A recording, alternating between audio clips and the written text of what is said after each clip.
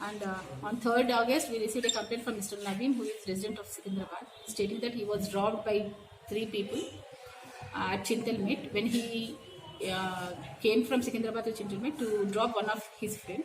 So based on his complaint, we have registered a case, and later we collected all the information from the locals and also verified the MO criminals in the nearby. And the crime team could able to zero down to the A1 to A5. Their names are Muhammad Mehtab, Akbar, Irfan Sharif and Kazan Mazid.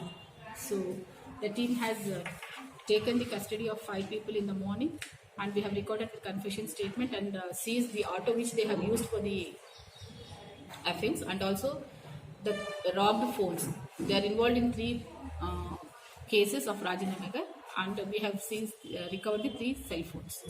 Basically, the A1 and A2 are having the criminal history. The A1 is already went to jail in 6 cases and A2 in 9 cases.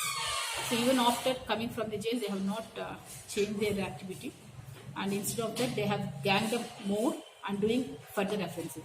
So the crime team, DA Ashok and SI Nagireddy and his team, they have done a very good job, and their work is being commendable, and they are being given rewards.